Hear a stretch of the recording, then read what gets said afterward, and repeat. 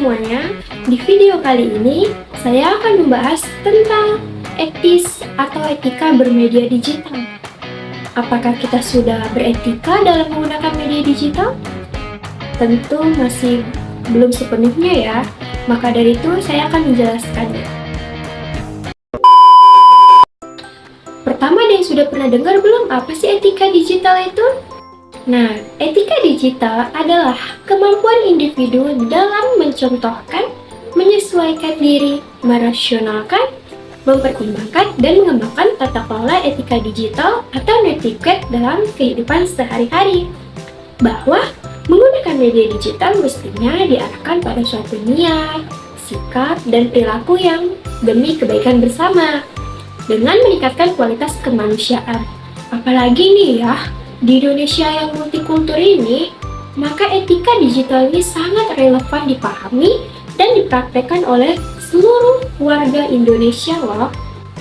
Karena secara sistematis Cyberkreasi dan JAP LED telah berbuat untuk peningkatan kesadaran, sensitivitas, dan perilaku masyarakat melalui gerakan literasi digital. Dimulai dari riset, kajian, rumusan kurikulum, kampanye pelatihan, dan publikasi serta panduan-panduan literasi digital.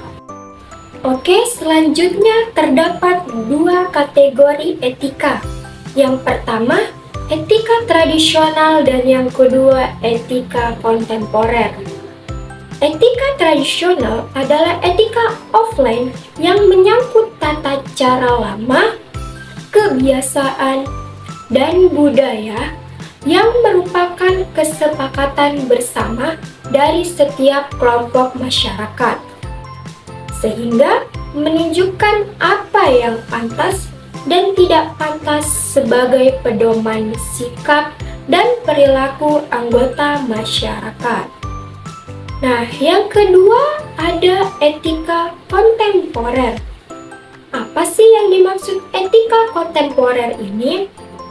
Nah, etika kontemporer ini adalah etika elektronik dan online yang menyangkut tata cara, kebiasaan, dan budaya yang berkembang karena teknologi yang memungkinkan pertemuan suatu budaya secara lebih luas dan global. Maka dari itu, ruang lingkup etika dalam modul ini adalah menyangkut tentang pertimbangan perilaku yang dipenuhi kesadaran, tanggung jawab, serta integritas atau kejujuran dan nilai-nilai kebajikan. Nah, integritas atau kejujuran yang dimaksud dalam hal ini yaitu tentang media digital yang sangat berpotensi manipulatif, mudah, dan menyediakan konten yang sangat besar, menggoda penggunaannya bertindak tidak jujur. Maka dari itu, pelanggaran hak cipta, misalnya plagiasi, manipulasi, dan sebagainya, adalah contoh-contoh isu integritas. Oke teman, selanjutnya kita akan memahami konsep literasi digital. Apa sih literasi digital itu? Secara umum, literasi digital sering kita anggap sebagai kecakapan menggunakan internet dan media sosial atau media digital. Namun bukan hanya itu saja, acap kali ada pandangan bahwa kecakapan penguasaan teknologi adalah kecakapan yang paling utama. Padahal, dalam literasi digital ini adalah sebuah konsep dan praktik yang bukan sekedar menitik beratkan pada kecakapan untuk menguasai teknologi. Selanjutnya ada netiquette masyarakat digital. Netiquette atau network etiquette adalah seperangkat aturan dan etika yang mengatur cara berperilaku dengan baik dan sopan saat berinteraksi di dunia maya atau internet. Nah, tujuannya apa sih netiquette ini?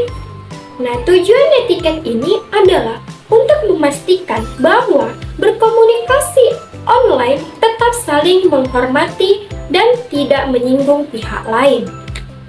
Dalam penggunaan media digital ini, kita mampu untuk menciptakan dan memberlakukan aturan dan tata krama di internet atau netiquette. Berkomunikasi seperti media sosial yaitu WhatsApp, Facebook, Instagram, serta surat elektronik atau Gmail dibanding berkomunikasi secara langsung, karena kita menganggapnya lebih efektif dan efisien. Nah, dalam bermedia digital, kita juga perlu mewaspadai konten negatif yang dapat menimbulkan hal positif sekaligus memberikan dampak negatif, sehingga diperlukan pengetahuan serta kedewasaan.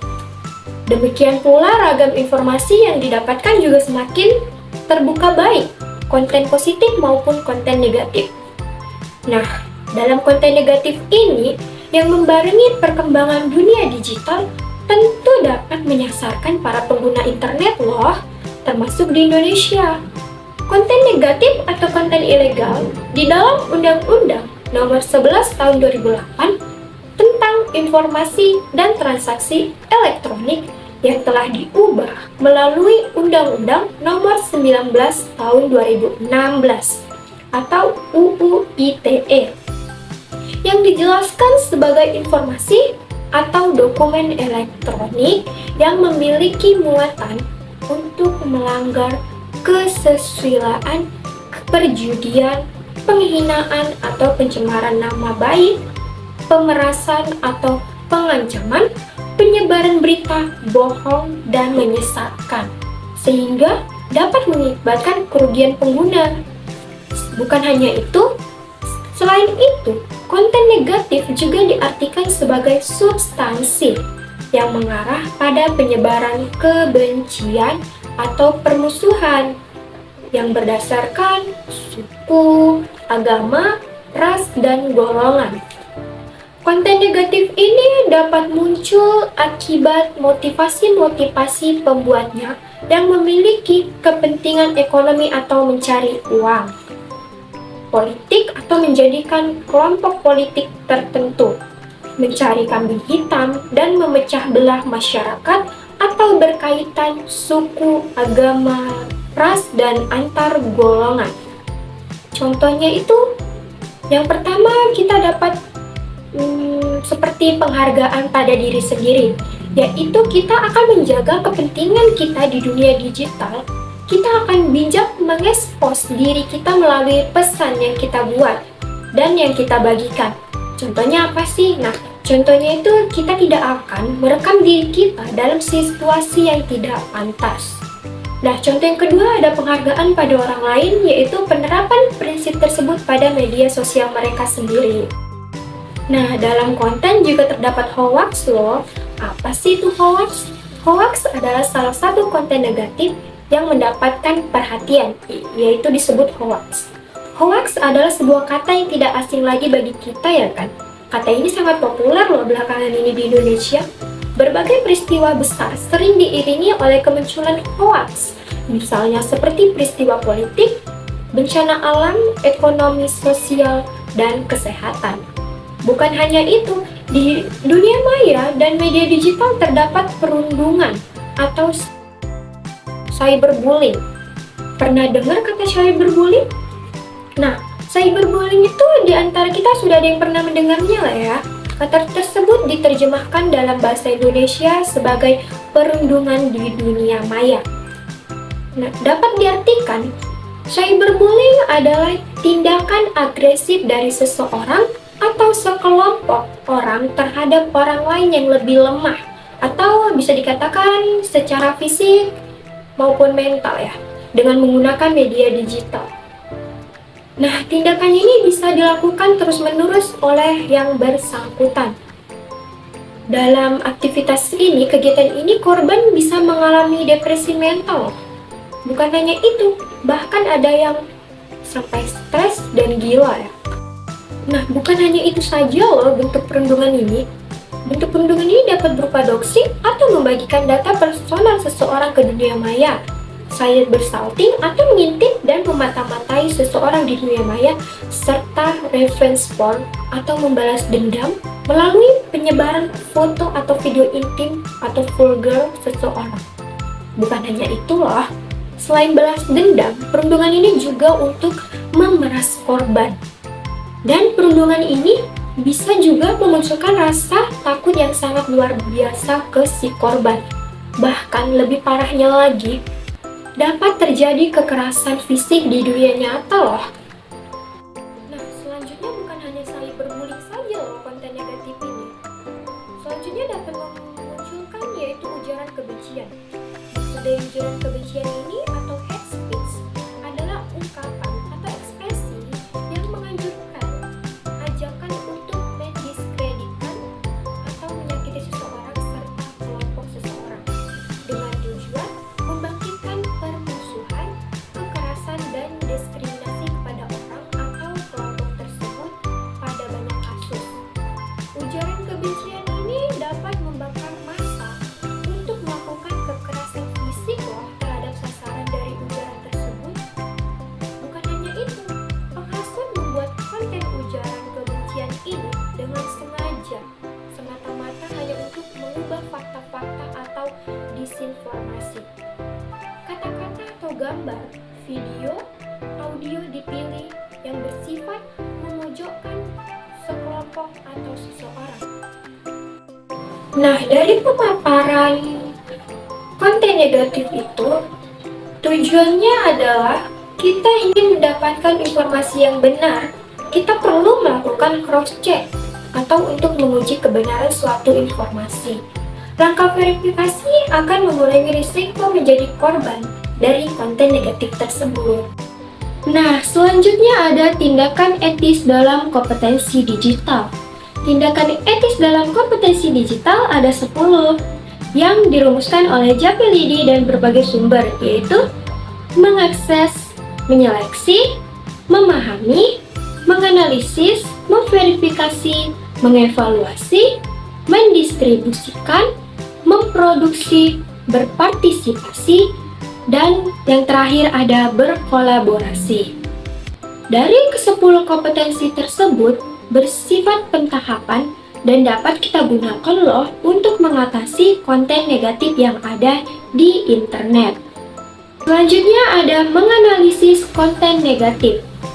Ada yang menganjurkan konten negatif ini harus bersikap kritis, dimulai bersikap skeptis, tidak dengan serta-merta mempercaya informasi yang didapat begitu saja. Pedoman dalam memeriksa informasi adalah informasi harus jujur, sesuai fakta yang ada. Informasi tidak boleh ditutupi untuk kepentingan pihak tertentu. Mengapa? Karena penting sikap ini untuk menuntut etika kejujuran dalam pemberian informasi. Sebab, informasi dapat menentukan langkah penerima informasi. Informasi yang benar dan fakta akan membantu kita melangkah dengan tepat. Jadi, nasib kita juga orang lain itu ditentukan oleh informasi yang kita miliki. Nah, contohnya apa sih? Nah, contohnya itu misalnya dapat kita lihat ketika kita menganalisis suatu konten nih, konten negatif, misalnya yang bertujuan merusak reputasi seseorang. Saat kita sedang mencari informasi seorang tokoh, ada kemungkinan kita mendapat informasi yang bersifat fitnah terhadap yang bersangkutan. Ciri khas fitnah apa sih? Ciri khas fitnah adalah penyampaian data yang diputarbalikkan dan kejadiannya tidak sesungguhnya. Fitnah dapat merupakan seperti hoax. Selanjutnya, memahami verifikasi konten negatif. Bagaimana ya caranya kita memahaminya? Kita ingin mendapatkan informasi yang benar nih. Kita harus melakukan cross-check untuk menguji kebenaran suatu informasi. Langkah verifikasi akan mengurangi risiko menjadi korban dari konten negatif. Kita menguji kebenarannya dengan mencari informasi dari sumber-sumber lain yang kredibel. Sumber yang kredibel? Apa sih itu? Sumber yang kredibel adalah yang memiliki rekam jejak yang baik, memiliki keahlian di bidangnya, dan kita ketahui tidak memiliki bias kepentingan. Ini sebenarnya menunjukkan bahwa kita ini adalah pemain aktif dalam mengelola informasi. Kita tidak mau menelan mentah-mentah berbagai sebuah informasi yang kita peroleh. Jadi, upaya verifikasi ini dilakukan karena secara mendasar ada dorongan dari kita sendiri untuk mengkonsumsi informasi yang benar dan memberikan manfaat bagi kita. Bukan hanya itu, tapi kita harus memberikan informasi bukan sekadar informasi bohong, penipuan, mengandung unsur kejahatan, atau menjebak diri kita sendiri. Dalam konten, kita juga harus tahu bagaimana kita berpartisipasi di ruang digital loh. Bagaimana sih? Menjadi warga yang baik adalah berperan aktif bagi kebaikan bersama. Konten negatif harus dilawan. Kominfo sudah coba mengatasi konten negatif dengan cara menggunakan sebagai penangkalan konten negatif, yaitu mesin ini mengawas berbagai konten yang beredar dan mengais atau crawling konten-konten negatif untuk diblok lalu dihapus agar tidak bisa diakses oleh masyarakat ataupun siapapun itu. Namun, ada yang mengatakan bahwa memblok konten negatif tidak efektif jika tidak ada kerjasama dengan masyarakat. Membanjirkan konten negatif tidak boleh didiamkan, namun kita bisa berpartisipasi dengan cara memproduksi dan menyebarkan konten positif di internet. Jadi, hal ini untuk membuat konten positif mudah ditemukan di internet oleh masyarakat. Konten ini dapat dijadikan kita sebagai orang yang peduli untuk menciptakan komunikasi yang sehat di internet atau daring, seperti juga di dunia nyata atau luring. Nah, selanjutnya ada berkolaborasi perangi konten negatif. Upaya memerangi konten negatif tidak bisa dilakukan sendirian loh. Kenapa? Karena mengingat peredaran dan pembuatan konten negatif ini masih sangat masif. Kita harus saling berkolaborasi dengan orang-orang lain untuk mengefektifkan gerakan tersebut. Hal ini bisa dilihat di Japelidi. Sebelumnya terbentuk Japelidi, sudah banyak para pegiat literasi digital melakukan gerakan tersebut. Namun mereka melakukan secara sporadis, terpencar-pencar, sehingga gerakan tersebut masih terasa kecil. Kemudian perlahan-lahan para pegiat tersebut menggagaskan suatu gerakan bersama dengan dasar volunteerisme. Interaksi bermakna di ruang digital. Mengapa ya disebut bermakna? Karena sekarang zamannya kolaborasi, bekerja menghasilkan karya bersama, tidak sendiri-sendiri, sehingga dapat menghasilkan karya yang kreatif dan orisin. Hal ini dipicu oleh penggunaan dunia digital yang semakin masif, serta karakteristik media digital sebagai Web 2.0, yaitu media digunakan dengan cara kolaborasi dan berbagi data antara individu. Seperti contohnya apa sih? Nah, contohnya tuh seperti media sosial sebagai media yang kontennya diciptakan dan didistribusikan melalui interaksi sosial. Misalnya seperti apa sih ya? Misalnya berbagi opini di Twitter, mengelola tampilan profil di Facebook, mengunggah video YouTube, dan sebagainya, masih banyak lagi ya teman. Proses interaksi yang terjadi ini merupakan bagian dari komunikasi sosial di media digital. Dari proses interaksi tersebut, apa sih itu interaksi? Interaksi merupakan proses komunikasi dua arah antar pengguna terkait mendiskusikan ide, topik, dan isu dalam ruang digital. Pada media digital, interaksi bersifat sosial yang diharapkan adalah interaksi yang sehat dan menghangatkan seperti menjalin relasi atau pertemanan pada umumnya. Bahkan dari proses interaksi ini dapat mendiskusikan ide loh, bukan hanya ide, tapi topik dan menghasilkan karya bersama. Contohnya apa sih? Nah, contohnya itu menjalin pertemanan di Facebook, menciptakan ide, membuat video atau gambar yang dapat berpengaruh positif bagi orang-orang. Nah, lalu selain itu, memunculkan ide startup bersama melalui komunikasi secara digital. Misalnya dengan mengadakan rapat daring, mengirim hasil diskusi melalui Gmail, dan menyimpan semua data di cloud storage. Berinteraksi dan bertransaksi dengan bijak. Dalam media digital juga harus perlu bijak loh. Mengapa perlu bijak? Nah, karena kita sebagai pengguna media digital harus bijak dan waspada dalam bertransaksi. Karena apabila tidak, akan dapat berdampak negatif bagi kita ketika melakukan transaksi daring di sosial media. Apakah kita sudah beretika? Apakah selama ini kita berinteraksi di media sudah mengedepankan kejujuran, nilai-nilai kesopanan, bertanggung jawab, dan apakah sudah bijak? Nah, pasti belum ya. Ini ada contoh etika berinteraksi di WhatsApp platform. Yang pertama, kita harus menjaga privasi satu sama yang lain dan tidak memberikan nomor orang lain kepada siapapun tanpa izin. Yang kedua, apabila mengontak orang lain yang belum mengenal kita, sebaiknya sebelum mengontak mereka didahului dengan memperkenalkan diri dan menyebutkan dari mana kita mendapatkan nomor mereka.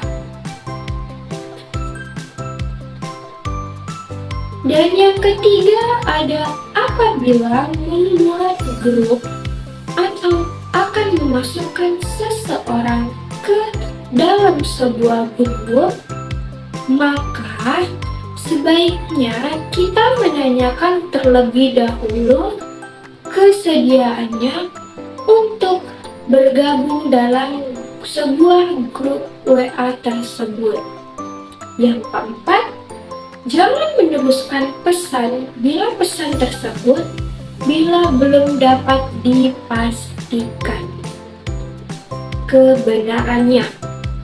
Yang kelima, apabila melakukan screenshot percakapan ini sering sekali nih ya. Apabila melakukan screenshot percakapan, sebaiknya tidak digunakan untuk merugikan orang lain.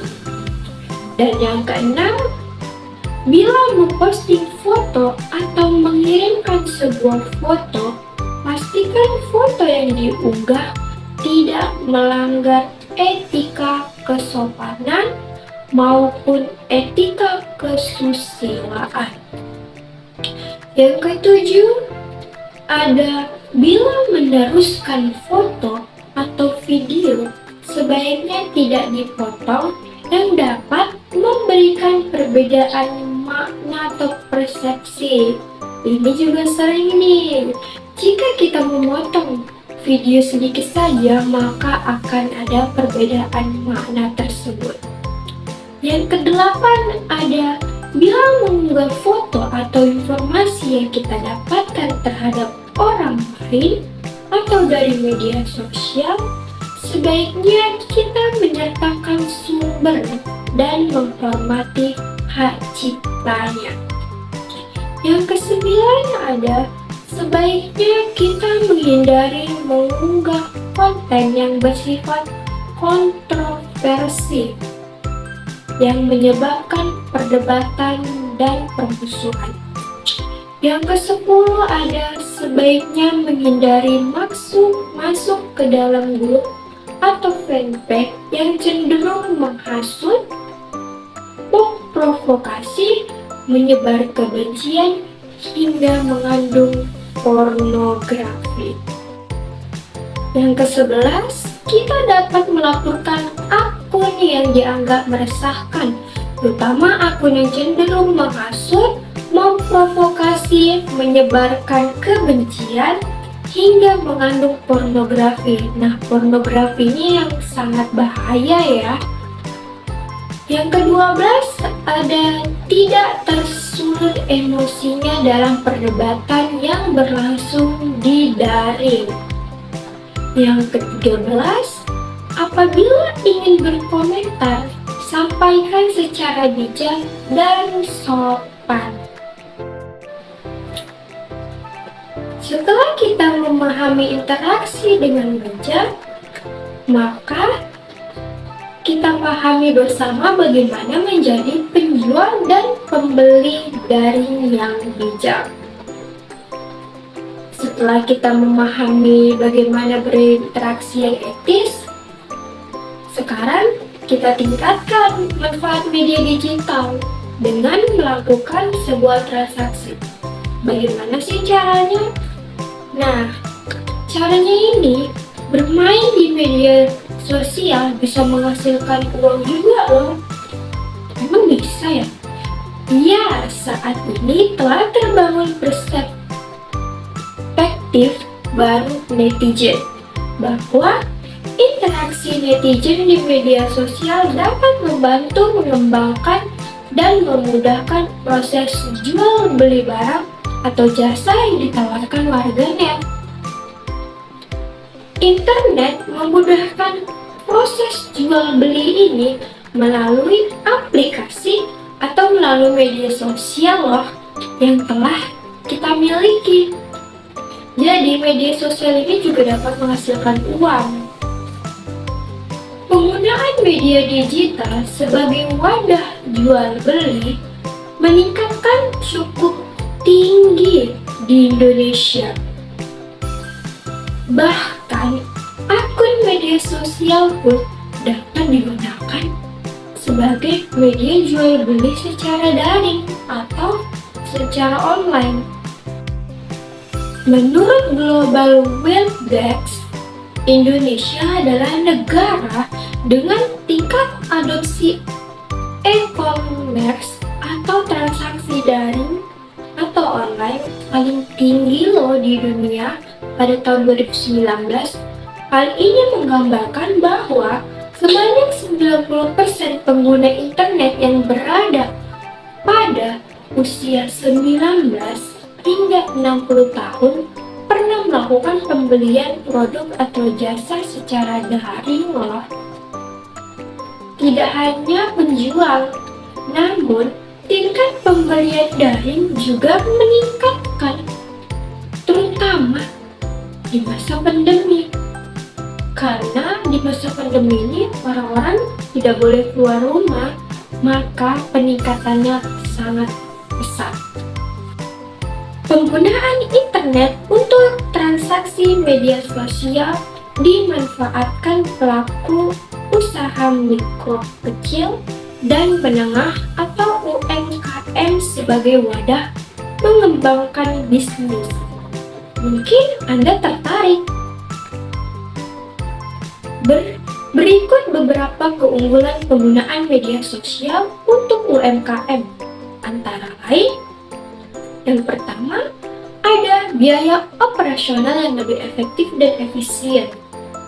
Yang kedua, toko dapat beroperasi 24 jam per hari selama 7 hari per minggu. Yang ketiga, potensi pasar lebih luas loh, hingga ke internasional ataupun global. Dan yang keempat, katalog produk bisa selalu to date. Yang kelima, tidak memerlukan toko offline atau toko fisik untuk memasarkan sebuah produknya. Yang keenam, produk memiliki modal lebih kecil untuk memulai usaha. Yang ketujuh dan yang terakhir ini adalah dapat dengan mudah mengenali kompetitornya.